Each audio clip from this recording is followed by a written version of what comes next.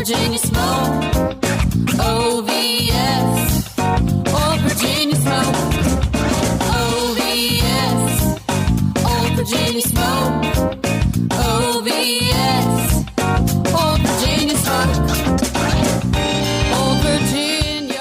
My name is Luke Darnell, Pitmaster of Old Virginia Smoke Barbecue, and I'm here to tell you about my new online class available at barbecuechamps.com. This is a 100% tell-all competition barbecue class from yours truly, available online. It is a masterclass with 34 high-definition tell-all online competition barbecue videos that can be watched anytime, and they do not expire. They are packed full of pro tips, techniques, and recipes that will show you how to take your barbecue to the next level. These 34 barbecue cooking videos total 7 hours and will show you everything that you need to take your competition cooking to a level that you never thought was possible. We've already heard from several teams that have bought our classes and have already seen success and gotten their first calls. So this is something that brings me a lot of joy in sharing my knowledge and seeing people be successful with it. So are you ready to take your competition and backyard cooking to the next level? What are you waiting for? Just go ahead and go to barbecuechamps.com and find Luke Darnell, Old Virginia Smoke. We hope you learn a lot and enjoy these videos and have as much fun cooking these recipes as we had making them. This podcast is brought to you by BarbecueData.com. BarbecueData.com is your one-stop shop for all of your barbecue competition data. Historical data, calls, wins, placements, everything under one roof. It's a great way not only to track yourself in the standings, but also to track how you improve your scores from year to year. Listeners of this podcast can receive 20% off of a new subscription to BarbecueData.com with the code PITPOD. That's one word, all capital letters, PITPOD, PITPOD. So check your team scores, check on others, and do it all on barbecuedata.com. Hello, welcome to another episode of Pitmaster and Old Virginia Smoke Podcast. My name is Luke Darnell, host of the podcast and Pitmaster of Old Virginia Smoke, and I'm here with my ABC and 1, 2, 3, Brian Corbett from Smoke and Scully's. How you doing, bud? Doing good, Luke. How about you? I'm good. I just completed what I like to call my spring training for barbecue. Oh. And you were a big part of that. This was the third weekend that I cooked in a row, and we went down to Mission Farms in Iron Station, North Carolina, which, if it sounds like it's in the middle of nowhere, it is. I mean, we're not that far from Charlotte, so, but beautiful venue. Have to give it up to Lee and his family that put on the event. They did a great job. Didn't start out the best for me, but we made it work and got it there. So lots of fun. It was a ton of fun, to be honest. And you're right. An absolutely beautiful venue. It's where Lee and Jenny Shank, it's actually their home and Lee's hub for his business, but it's also a wedding venue that I think his wife Jenny kind of runs. I mean, just a gorgeous, gorgeous venue they built to host weddings, and I'm sure they do other kind of corporate parties overlooking this beautiful pasture area with a pond, and it's good. It's nice. It's a really beautiful venue. Yeah, and got to cook on my old Jambo, which I sold roughly 4 months ago.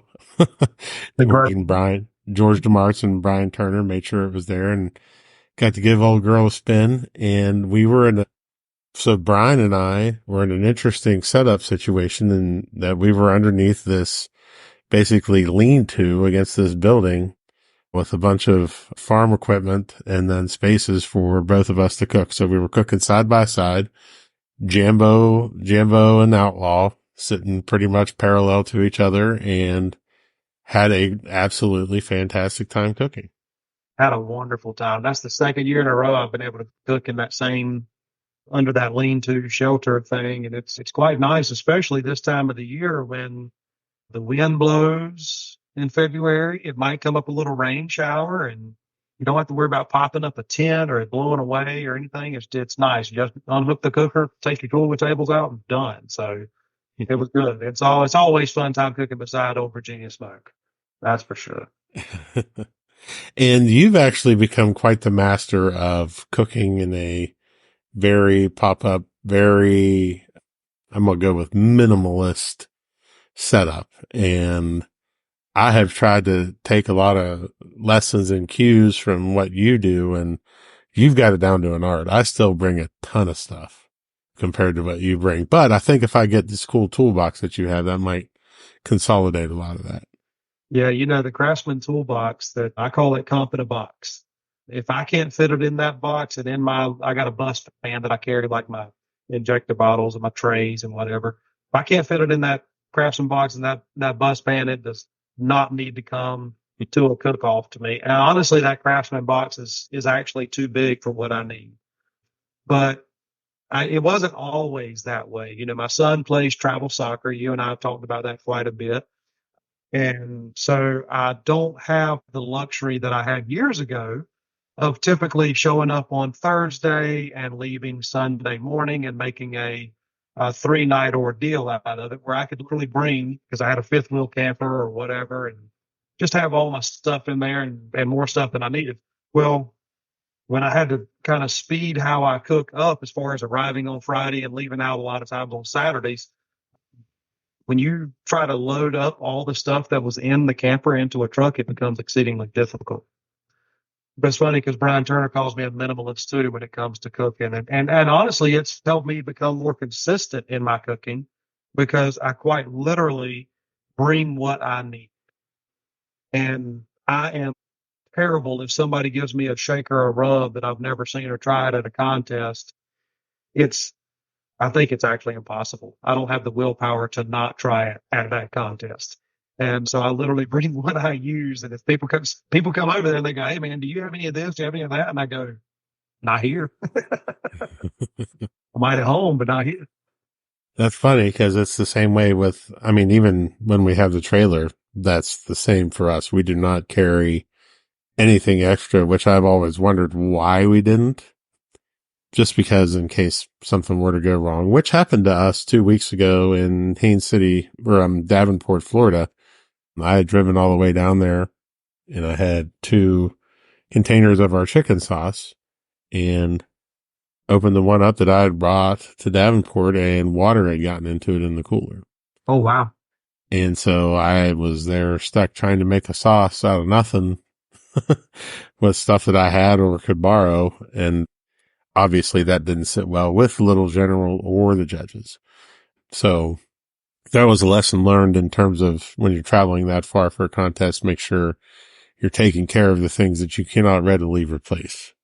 Well, if you're going to mix the sauces like that and put them in a cooler and travel, just an idea, you can always take that little container and put it in a vacuum seal bag and just seal the bag up. Water's not going to get in that.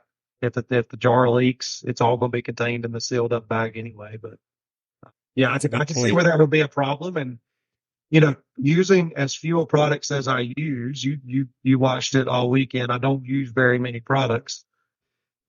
It's easy for me to run a checklist before a contest and go this, and I'll reach number 9 or 10, and she's got her wrapped up. So case in point, this weekend, what I was talking about, I had some new products on my table that I had not even opened before, and on the fly, I was like, "I'm going to use these on ribs," and you were like, "Just like that?" "Oh, yep, we're going to run it."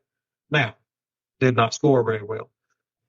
Made a fantastic eating rib, but I don't know that I would run that profile again, at least in the manner with which I tried this weekend. It tasted wonderful, but fantastic.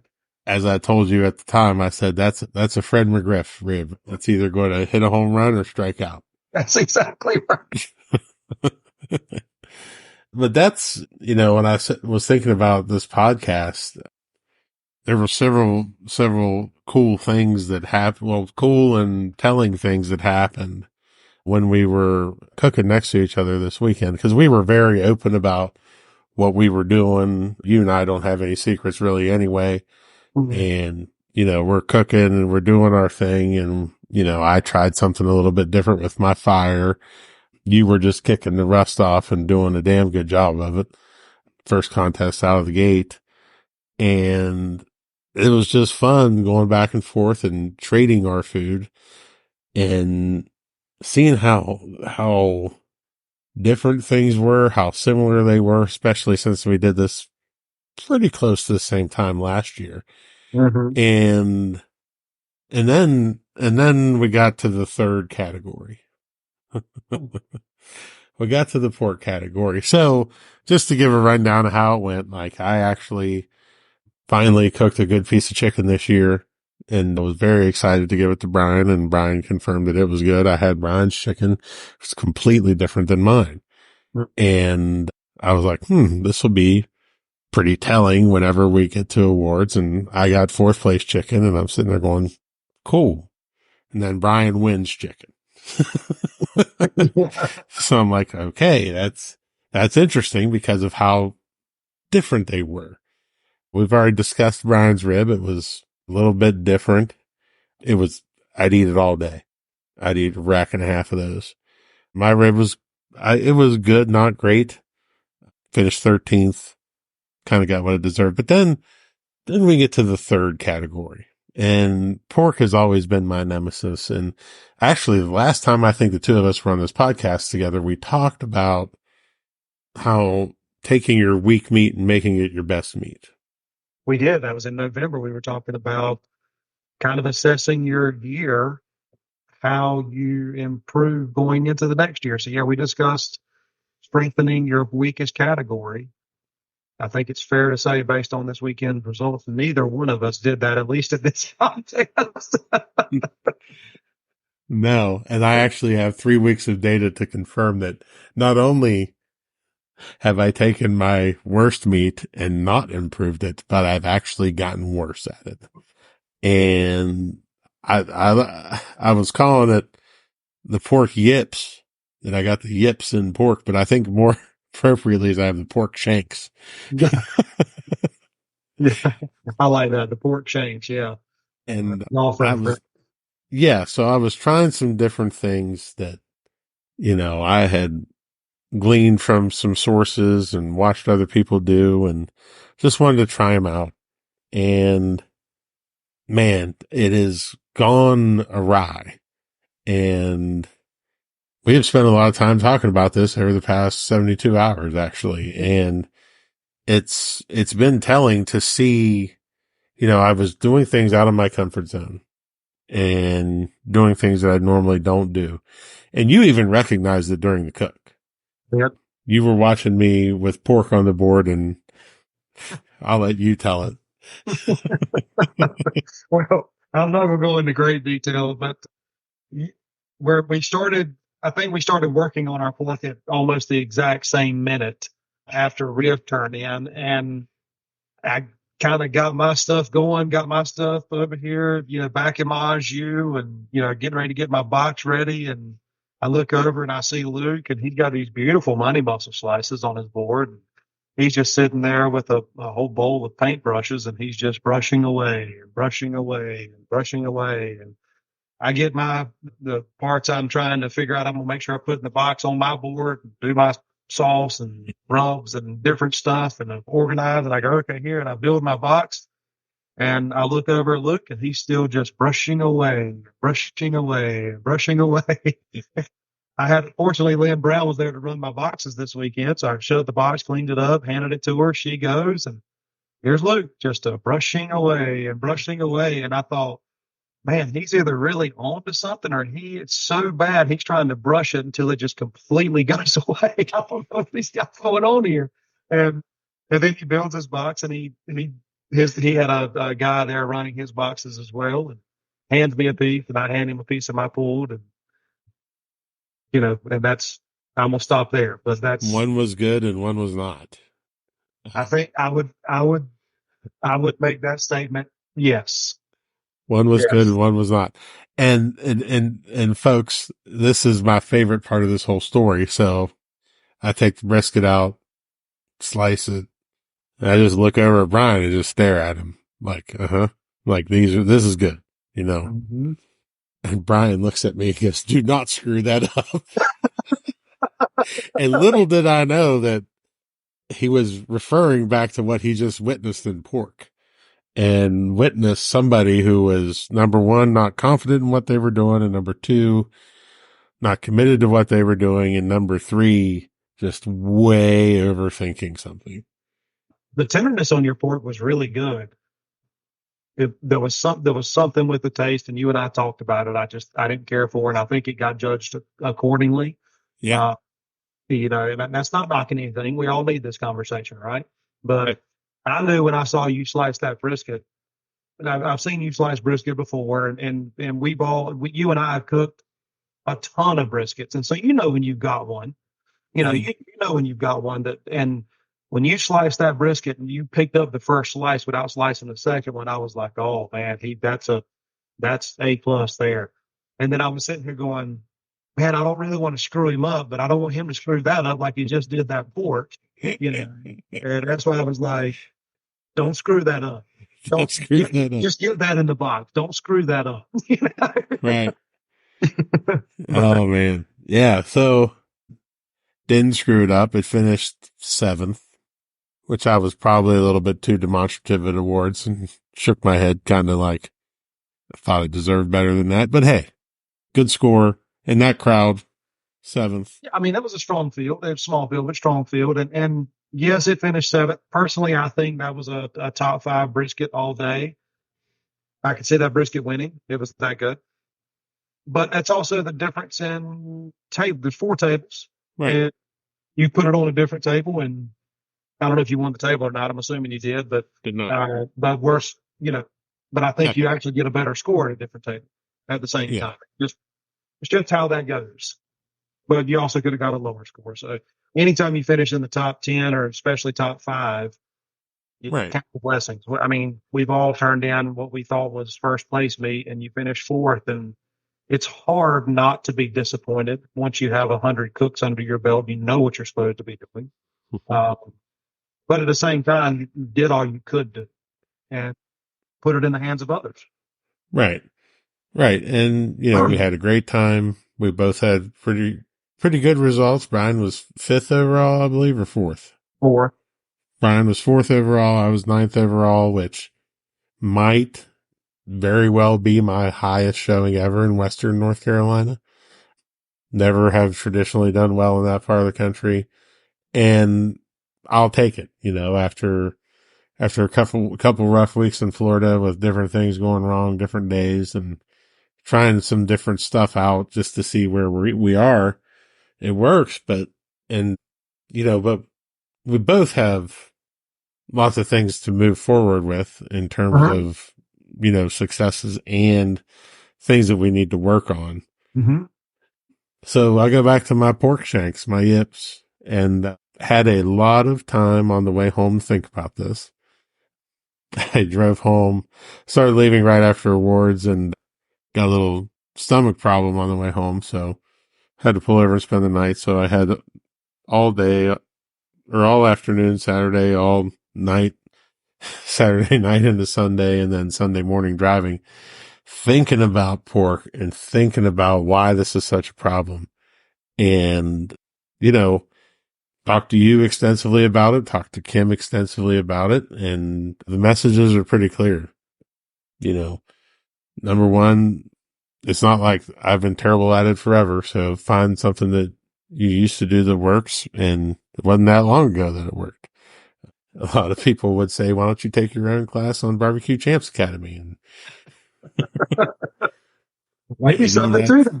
Maybe there's something to that. But I want to touch on some advice that you gave me, which was do something that you're going to be confident in and do it and have the confidence. Right. And that's something I've been thinking a lot about. And that's the same thought process I've had this week on ribs, because it wasn't that long ago I was a good rib cook. I scored well, and I've gone awry somewhere. And when I said that to you, it was almost as if I was talking to the man in the mirror.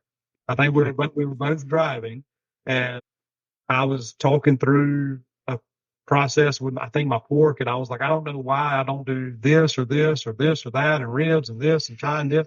And then you were talking about pork, and I made that statement. You need to come up with something that's yours, that you got confident in, that you can run like riding a bicycle, and be confident in it, turn it in and go. And it was like I was talking to the man in the mirror, with me about ribs. Mhm. And in our two weakest categories this weekend, and it's happened more than just this weekend, we each were calling audibles on the fly, in those categories. And I think it's just because it gets in your head, and you do. I mean, you called audibles as you were processing you went back to the smoker, Multiple. multiple times with different pieces of play. And sometimes that's necessary. Don't get me wrong. So just because your plan or your program may not have that doesn't mean that there's one contest where you may have to call an audible to fix it, to make it that little bit better. If it's going to be bland and tough, you might as well throw something at it and see what happens. But your pork the tenderness was perfect, and the porky flavor itself was nice, and then the other stuff is what I think changed it. But A lot of human error. a lot of human error, and that's where I was on ribs too. So when I said that, it was me talking to the man in the mirror. I just happened to have a good friend. Yeah. So steps moving forward. I've got a bunch of pork to cook this week for some catering that I have coming up. So I will be trimming. Huh? It's a beautiful opportunity to practice. It is. I'll be trimming a bunch of those down into what I feel like I've come up with. And buddy, let me tell you, I got home Sunday and was watching Liverpool soccer match, Mm-hmm. and I went and got my stack of notes. I mean, stack of notes from all the classes that I've ever taken, and just started going through them and reading everything that I could about pork and doneness and tenderness and injections and rubs and wraps and, and all just kind of, and this is going to sound terrible, but it all just kind of clicked into what I was doing early last year. Mm-hmm. Or a variation of that, Mm-hmm. and eliminating some of the stuff in there that, number one, it's not me. Number two, I don't like the taste of it. So why am I doing it? And there's no confidence in that when you don't have that. Right. And so that's what's going to happen this week. We're going to be doing some couple of practice runs through and just see if we can get this right, get this ship turned around here in a few weeks. Well, the good news is you're a good enough cook to understand and recognize that and make those adjustments and get better, and you're a good enough cook this weekend with your practice. If you run some of those butts and run your practice timeline, recipe, injection, everything, you'll know when you get to the end product. Yeah. This is it. This is it. This is what I want. This is this. And your next cook will go into it with like no questions, no on the fly adjustments, no looking over at this bottle of this or shaker of that and go, I'll try it. Somebody else told me to try it. I'll try it. You're not going to do that. You're going to stick to the plan. They're saying that now. We're saying that. Yeah. Mm-hmm. I probably So just ribs. wait for me to get a bunch of free rubbing sauces. People could just bring me stuff. They know, he might try it on the fly and mess his stuff up. It may happen. You got a plan for ribs? I do, actually. I do. I did basically what you did. I went through, my notes in my phone and, I've got a couple of old notebooks, and people think that what worked maybe 10 years ago when you took some sort of a class won't work now. They say the barbecue, we've all heard it. It's changed. It's changed. It's changed. And in some respects it has, but there's still a lot of that old stuff and I say old, but people are using them right now, Oh, absolutely. People are still using butcher's injection or Cosmos or, Blues Hot or Guns Hot or whatever. And it still works, and you just have to come up with a plan. So I kind of did the same thing you did. I went through all of my notes and my thought processes and looked at some side notes that I had made on what I thought about this class and maybe what I thought, it was perfect here.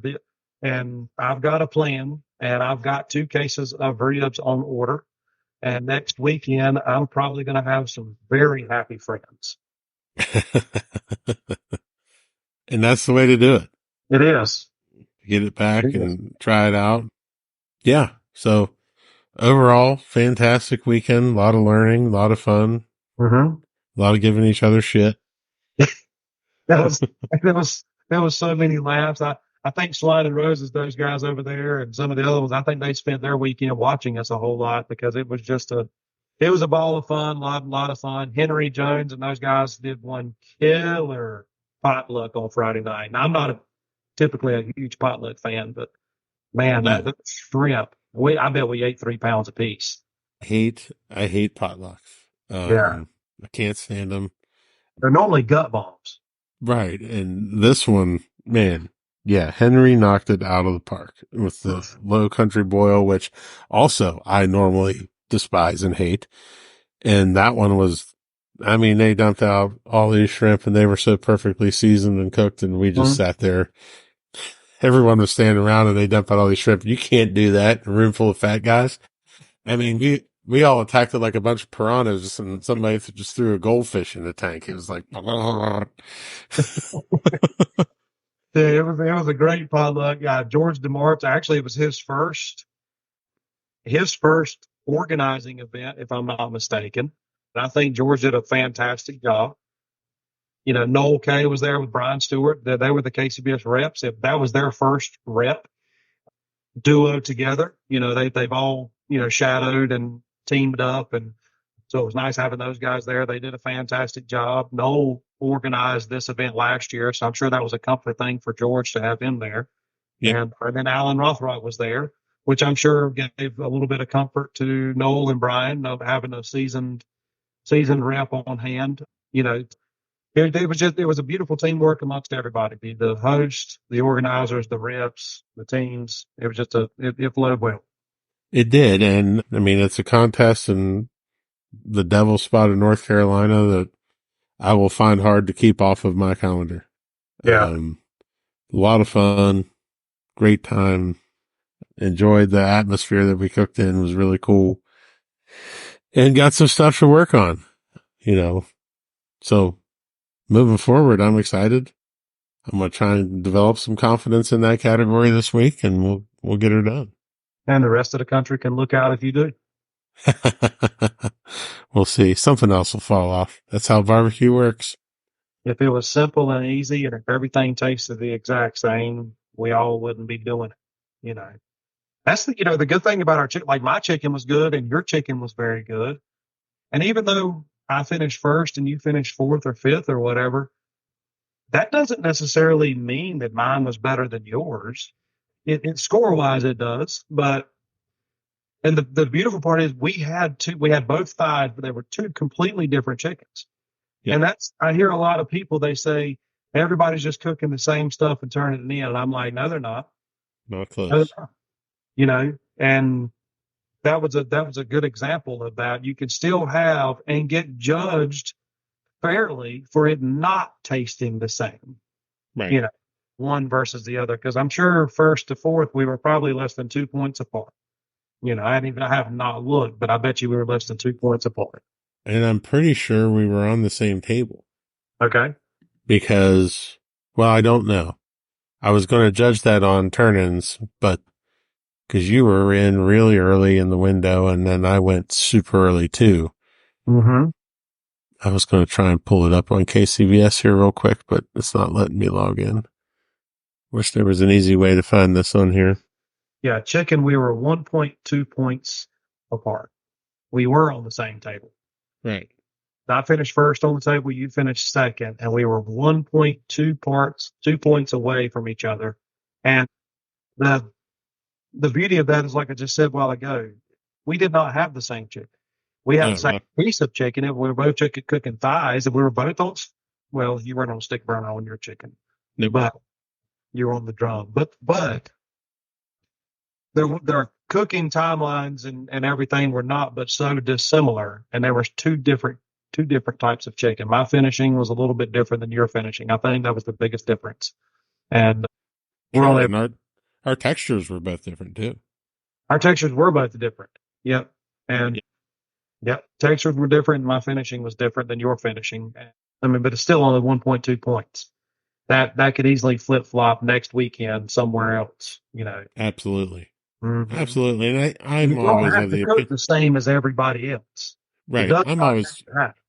if you're in the top five, you, you could have been first. I mean, that's I'm- just the way it goes. I've said it before. I've said it for years.